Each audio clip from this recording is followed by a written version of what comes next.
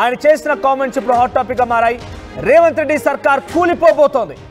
రేవంత్ సర్కారును దించేందుకు 25 మంది కాంగ్రెస్ ఎమ్మెల్యేలే రెడీగా ఉన్నారని చెప్పారు ఎర్రబెల్లి దయాకర్ రావు.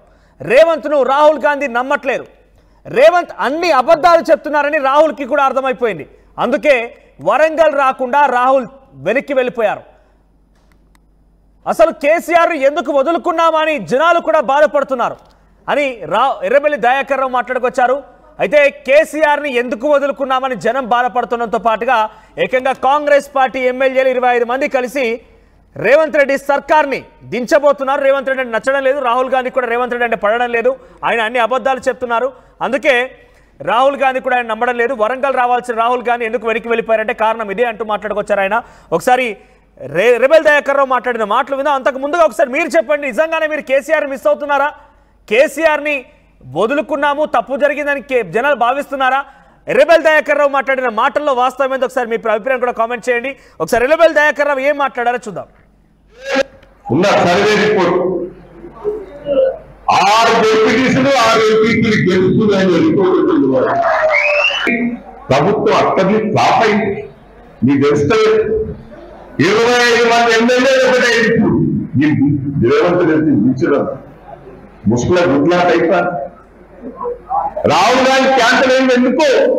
రాహుల్ గాంధీ వరంగల్కి వచ్చి జనంలో అభిప్రాయం తీసుకుందామని. రేవంత్ రెడ్డి ఎట్లా చెప్తారు? రేవంత్ రెడ్డి అబద్ధం మాటలు చెప్తాను, ఇది చేసినా అది చేసినా రాహుల్ గాంధీ చెప్తాను.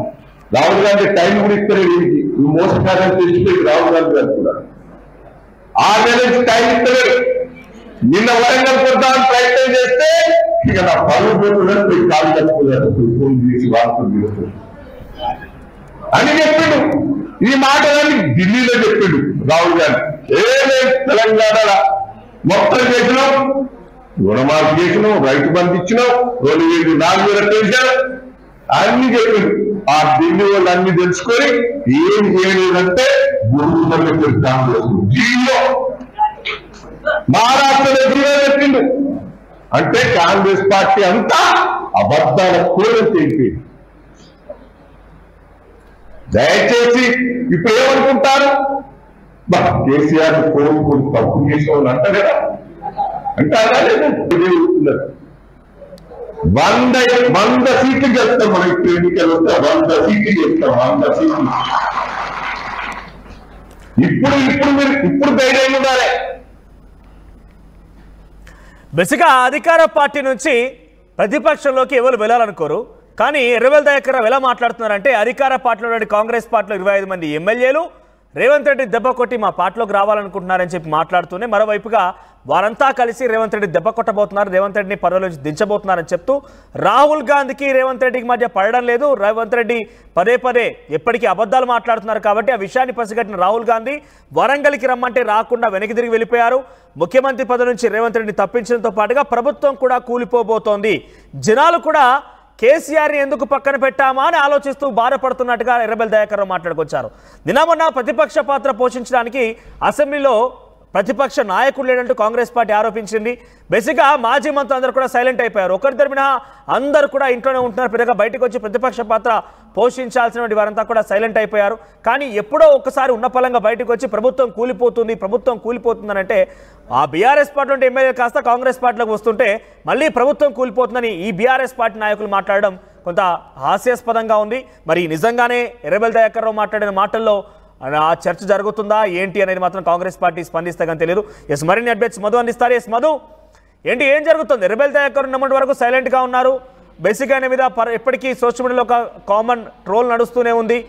25 ఏళ్ళ రాజకీయ చరిత్ర గలటువంటి ఎర్రబెల్లి దయాకర్ రావు 25 ఏళ్ళ అమ్మాయి మీద ఓడిపోయాడంటూ కూడా ట్రోల్ జరుగుతూనే ఉంది. ప్రతిపక్ష పాత్రకు సంబంధించి అటు ఉంచితే ఆయన ఎక్కడా స్పందించకుండా డైరెక్ట్గా ఎర్రబెల్లి దయాకర్ రావు ఇప్పుడు ఈ కామెంట్స్ చేయడం పైన ఎటువంటి రియాక్షన్స్ ఉన్నాయి? ఆయన కామెంట్స్లో ఎంతవరకు వాస్తవం ఉంది అనుకోవాలి? అంటే కాంగ్రెస్ అధికారంలోకి వచ్చిన వెంటనే ఇలాంటి స్టేట్మెంట్స్ చేశారు. అప్పుడు ఉన్నటువంటి కడియం శ్రీహరి ప్రభుత్వం కూలబోతుంది అనేటువంటి స్టేట్మెంట్ చేశారు. కానీ ఆయనే కాంగ్రెస్ పార్టీలో జాయిన్ అయ్యారు. ప్రస్తుతం మరొకసారి చర్చకు తావిచ్చారు. ఎర్రబెల్లి దయాకర్ రావు సమావేశంలో మాట్లాడుతూ కాంగ్రెస్ పార్టీలో రేవంత్ రెడ్డిని ఏఐసీసీ అధిష్టానం నమ్మట్లేదు. అందులో భాగంగానే కాంగ్రెస్ పార్టీ ఎమ్మెల్యేలు కూడా తీవ్రమైనటువంటి అసహనంతో ఉన్నారు. 25 మంది కాంగ్రెస్ ఎమ్మెల్యేలు టీఆర్ఎస్ తో టచ్ లో ఉన్నారు, రేవంత్ రెడ్డి ప్రభుత్వం కూలబోతుందంటూ చేసినటువంటి స్టేట్మెంట్ ప్రస్తుతం ఏదైతే చర్చనీయాంశమైంది. చూడాలి దీనిపైన అధికార పార్టీ ఎట్లా రెస్పాండ్ అవుతుందో.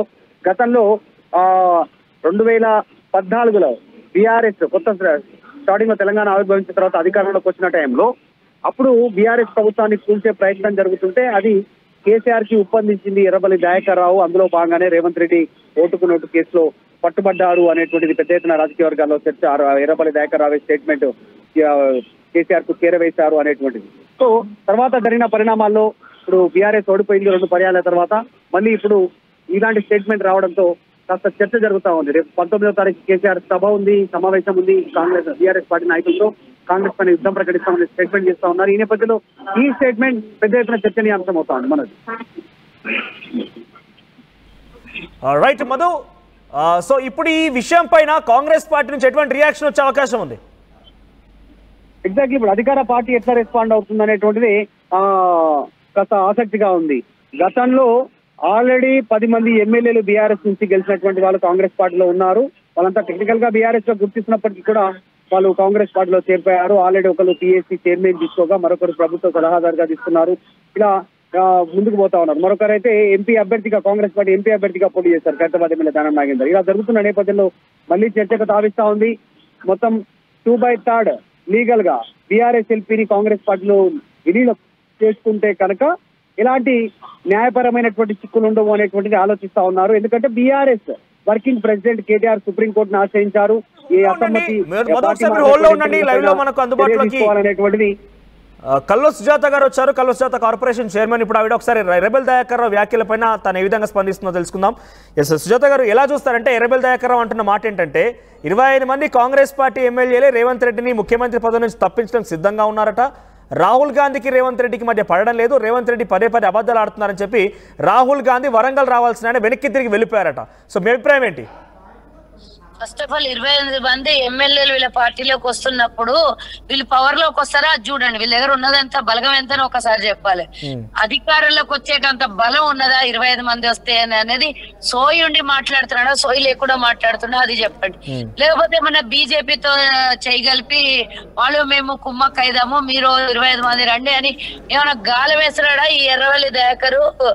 ఒకసారి ప్రజలకు తెలియాల్సినటువంటి అవసరం ఉన్నది. ఎవడన్నా అధికారం వదిలేసి ప్రతిపక్షాల్లోకి పోతారు అని మళ్ళీ ఇదే పాట మళ్ళీ ఇదే మొదలు పెట్టిర్రు. పాడిదే పాట పాసుపడ్ల ఆట అని. గతంలో కూడా గవర్నమెంట్ రాగానే ఇట్లనే 3 నెలలకోసారి 6 నెలలకోసారి గవర్నమెంట్ పడిపోతుంది అని మాట్లాడినటువంటి దొంగలు నోర్లు బంద్ అయిండే. ఏమీ తోస్తలేదు. గవర్నమెంట్ ఇచ్చిన పథకాలన్నీ అమలు పరుస్తుంది. ఇప్పుడు ఏం చేయాలి? ఏదన్నా ఒకటి మెలిక పెట్టాలి. మీడియాకి హైలైట్ కావాలి. మీడియా ముందు 4 వార్తలు రావాలి. నేను లైమ్ లైట్ లో ఉండాలి. కేసీఆర్, హరీష్ రావు, కేటీఆర్, కవితనే లైమ్ లైట్ లో ఉంటే ఎట్లా? అప్పుడప్పుడు పాడిగట్టిన కౌశిక్ రెడ్డి లైమ్ లైట్ లో ఉంటే ఎట్లా? నేను కూడా ఉండాలి కదా అనుకొని 4 మాటలు మాట్లాడుతున్నటువంటి ఎర్రబెల్లి దయాకర్కి ఒక చిన్న పిల్ల ఓడగొట్టింది. సిగ్గు పెట్టుకోమను, ఫస్ట్ సిగ్గు తెచ్చుకోమను. నువ్వు చేసినటువంటి అరాచకానికి ఆడపిల్ల చిన్న పిల్ల నెల రోజుల ముందు టికెట్ ఇస్తే అధికారంలోకి వచ్చి ఈ రోజు నిన్ను ఓడగొట్టిండ్రు. అది గుర్తు చేసుకో. ఇంతకు ముందే మీ ప్రభుత్వం కూలబోతుందంట. మీ ప్రభుత్వాన్ని కూలగొట్టేందుకు మీ ఎమ్మెల్యేలే ప్రయత్నం చేస్తున్నారు. ప్రభుత్వం కూలబోతుంది కాదు. అసలు గవర్నమెంట్ ఫామ్ అయినాక వారం రోజులకే మొదలు పెట్టారు. ప్రభుత్వం మడిపోతుంది, 3 నెలల్లో మేము వస్తున్నాం, 6 నెలల్లో మేము వస్తున్నాం, వేచి చూడండి, మేమే మళ్ళీ ప్రభుత్వాన్ని ఫామ్ చేస్తాము అని తిక్క మాటలు మాట్లాడారు. ఇట్లా తిక్క మాటలు మాట్లాడిన వాళ్ళకి అందరికి జైలు శిక్షణ అన్నా లేకపోతే సస్పెండ్ అన్నా లేకపోతే కేసులన్నా పెట్టాలి. ఎందుకంటే మళ్ళీ ప్రజలకు భయభ్రాంతులను గురి చేస్తూ టాపిక్ ని డైవర్షన్ చేస్తూ కేటీఆర్ పోయి కొడంగల్ ఏదో ఉద్ధరించేసి వస్తానని ఏదో ఫాల్తూ వీడియో 2018 వీడియో పెట్టి హైలైట్ చేసినట్టు వీళ్ళన్ని పనికి మాలిన ముచ్చట్లు మాట్లాడుతుంటారు.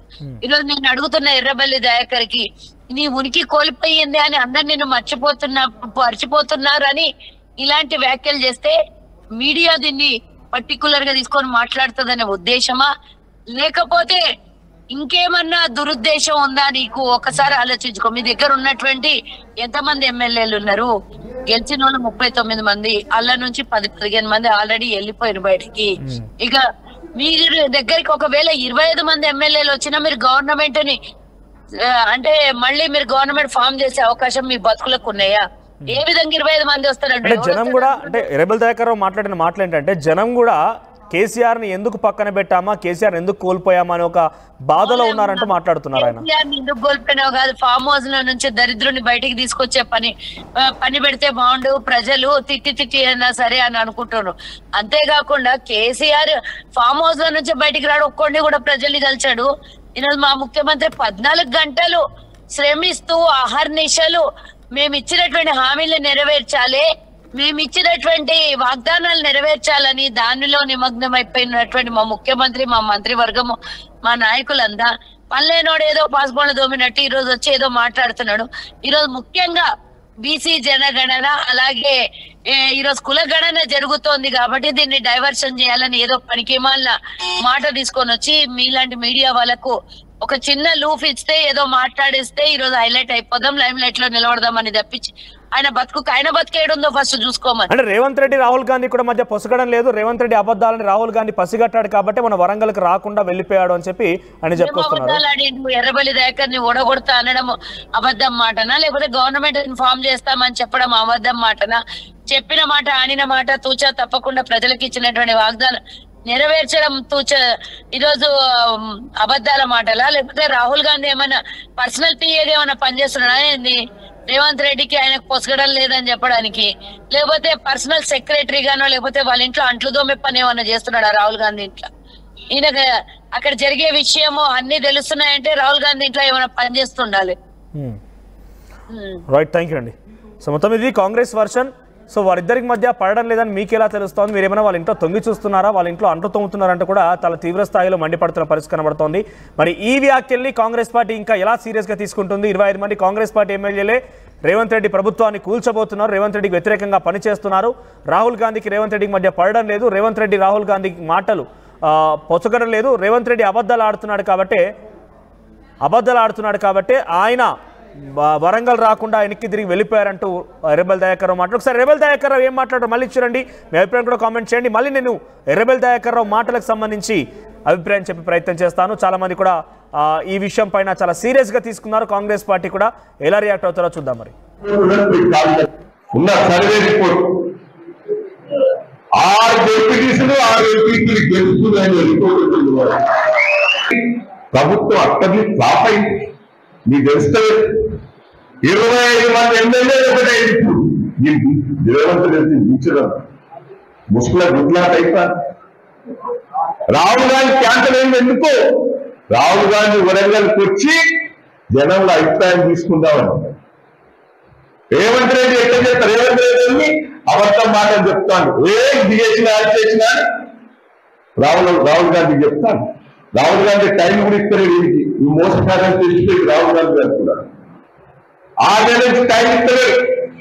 నిన్న వరంగల్ కొద్దామని ప్రయత్నం చేస్తే ఇక నా పనులు పోతున్నారు, పోయి కాలు కట్టుకున్నారు, ఫోన్ చేసి వాడుతుంది అని చెప్పిండు. ఈ మాటలన్నీ ఢిల్లీలో చెప్పిండు రాహుల్ గాంధీ. ఏమేమి తెలంగాణ మొత్తం చేసినాం, రుణమాఫీ చేసినాం, రైతు బంధు ఇచ్చినాం, 2004 పెంచాం అన్ని చెప్పిండు. ఆ ఢిల్లీ వాళ్ళు అన్ని తెలుసుకొని ఏం చేయలేదంటే గురువు కాంగ్రెస్ ఢిల్లీలో మహారాష్ట్రలో జీవో పెట్టిండు. అంటే కాంగ్రెస్ పార్టీ అంతా అబద్ధాల కూరని తెలిపి. దయచేసి ఇప్పుడు ఏమనుకుంటారు, కేసీఆర్ కోరుకుని తప్పు చేసేవాళ్ళు అంట కదా, అంటారా లేదా? 100 సీట్లు చేస్తాం మనం. ఇప్పుడు ఎన్నికలు వస్తే 100 సీట్లు చేస్తాం, 100 సీట్లు. ఇప్పుడు ధైర్యం ఉండాలి. రైట్, విన్నారు కదా ఎర్రబెల్లి దయాకర్ రావు మాట్లాడిన మాటలు. రేవంత్ రెడ్డి ప్రభుత్వాన్ని కూల్చేందుకు కాంగ్రెస్ పార్టీ ఎమ్మెల్యేలే ప్రయత్నం చేస్తున్నారట, రాహుల్ గాంధీకి రేవంత్ రెడ్డికి పడడం లేదట. ఇలా ఎర్రబెల్లి దయాకర్ రావు మాట్లాడిన మాటల్లో నిజమెంత? ఒకసారి మీ అభిప్రాయం కామెంట్ రూపంలో తెలియజేసే ప్రయత్నించండి. అట్ ది సేమ్ టైం నిజంగానే జనం కేసీఆర్ని వదులుకొని బాధపడుతున్నారా అనే అభిప్రాయం కూడా మీ నుంచి మేము తెలుసుకోవాలనుకున్నాం. అందుకే కామెంట్లో ఒక పోల్ మీకోసం సిద్ధంగా ఉంది. మీ అభిప్రాయం కామెంట్ రూపంలో తెలియజేసే ప్రయత్నించండి. అట్ ది సేమ్ టైం ఆ పోల్కు కూడా రియాక్ట్ అవ్వండి. కేసీఆర్ వదులుకున్నామని తెలంగాణ జనం నిజంగానే బాధ